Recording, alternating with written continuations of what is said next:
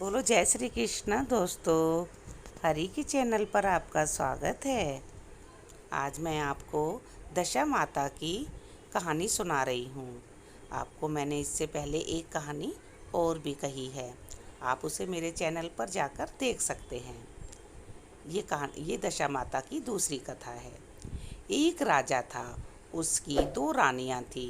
बड़ी रानी के कोई संतान नहीं थी और छोटी रानी के एक पुत्र था। राजा छोटी रानी और राजकुमार को बहुत प्यार करता था। बड़ी रानी छोटी रानी से बहुत ज़्यादा ईर्ष्या करती थी। बड़ी रानी राजकुमार की जान लेना चाहती थी। एक दिन राजकुमार खेलता खेलता बड़ी रानी के चौक में आ गया। तब बड़ी रानी ने राजकुमार के गले में एक काला सांप डाल दिया। छोटी रानी दशा माता का व्रत करती थी। राजकुमार दशा माता का ही दिया हुआ था। दशा माता की कृपा से राजा के गले में सांप बिना नुकसान पहुंचाए ही वापस चला गया। दूसरे दिन बड़ी रानी ने लड्डुओं में जहर मिलाकर राजकुमार को खाने के लिए दे दिया। अब राजकुमार जैसे ही लड्डू खाने लगा तो दशा माता एक दासी का रूप धारण करके आई और राजकुमार के हाथ से लड्डू को छीन लिया। अब बड़ी रानी अब बड़ी रानी का यह वार भी खाली चला गया तो वह तो जलन के मारे चिल्बला उठी। अब रानी को बड़ी चिंता हुई कि किसी भी तरह से मुझे राजकुमार को मारना है। तीसरे दिन जब राजकुमार फिर बड़ी रानी के आंगन में खेलने गया तो रानी ने उसे पकड़कर गहरे कुएं में डाल दिया। चूँकि कुआं बड़ी रानी के आंगन में बना था, इसलिए किसी को पता भी नहीं चला कि राजकुमार कहाँ गया। लेकिन जैसे ही बड़ी रानी ने राजकुमार को कुएं में धकेला तो दशा माता ने उसे बीच में ही रोक लिया। इधर दोपहर हो जाने पर राजकुमार के ना लौटने पर राजा व छोटी रानी को चिंता होने लगी। दशा माता को भी इस बात की चिंता हुई कि राजकुमार को उसके माता पिता के पास किस प्रकार से पहुंचाया जाए। राजकुमार को तलाश करने वाले कर्मचारी निराश होकर बैठ गए। तब राजा व छोटी रानी पुत्र शोक में रोने लग गए। तब दशा माता ने भिखारी का रूप धारण किया और राजकुमार को गले से लगाए एक कपड़े से ढककर राजद्वार पर पहुंच गई। वह राजकुमार को एक वस्त्र में छुपाए हुए भिक्षा मांगने लगी। तब सिपाहियों ने उसे दुत्कार कर कहा, तुझे भिक्षा की पड़ी है और यहाँ राजकुमार खो गया है। सारे लोग दुख और चिंता से व्याकुल हो रहे हैं। इस पर दशा माता बोली, भाइयों, पुण्य का प्रभाव बड़ा ही विचित्र होता है। यदि मुझे भिक्षा मिल जाए तो संभव है कि खोया हुआ राजकुमार तुम लोगों को मिल जाए। यह कहकर वह धैर्य पर पैर रखने लगी। सिपाहियों ने उन्हें आगे बढ़ने से रोका। उसी समय दशा माता ने बालक का पैर वस्त्र से बाहर कर दिया।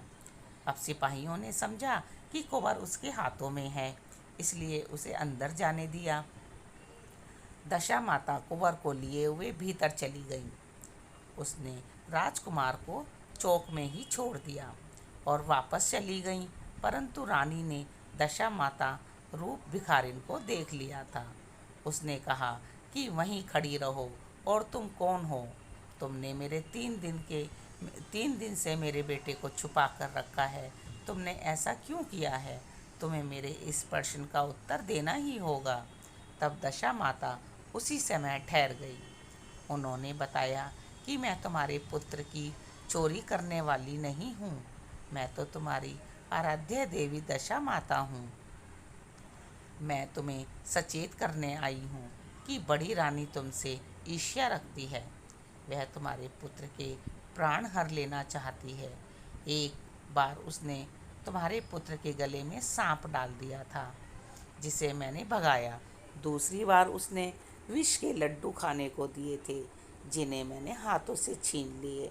और इस बार उसने तुम्हारे राजकुमार को अपने आंगन के कुएं में धकेल दिया था और मैंने उसे बीच में ही रोककर रक्षा की है। इस समय मैं भिखारिन के वेश में तुम्हें सचेत करने आई हूँ। यह सुनकर छोटी रानी दशा माता के पैरों में गिरकर क्षमा मांगने लगी। छोटी रानी विनती भाव से बोली, जैसी कृपा आपने मुझ पर दर्शन देकर की है, मैं चाहती हूँ कि आप सदैव इस महल में निवास करें। मुझसे जो सेवा पूजा होगी मैं करूँगी। इस पर दशा माता बोली, मैं किसी के घर में नहीं रहती। जो श्रद्धापूर्वक मेरा ध्यान सिमरन करता है, मैं उसी के हृदय में निवास करती हूँ। मैंने तुम्हें साक्षात दर्शन दिए हैं, इसलिए तुम सुहागिनों को बुलाकर उन्हें यथाविधि आदर सत्कार के साथ भोजन कराओ और सब लोगों से कहलवा दो कि सभी लोग मेरा डोरा ले लें और व्रत करें। इतना कहकर दशा माता तो अंतर्ध्यान हो गई और रानी ने अपने राज्य में सभी सौभाग्यवती स्त्रियों को निमंत्रण देकर बुलाया और उपटन से लेकर शिरोभूषण श्रृंगार कर उनकी यथाविधि सेवा कर भोजन करवाया और दक्षिणा में गहने आदि देकर विदा किया। रानी ने अपने राज्य में कहलवा दिया कि सब लोग दशा माता का डोरा ले लें। तो हे माता, जैसा आपने रानी के संग किया वैसा सबके संग करना। बोलो दशा माता की जय।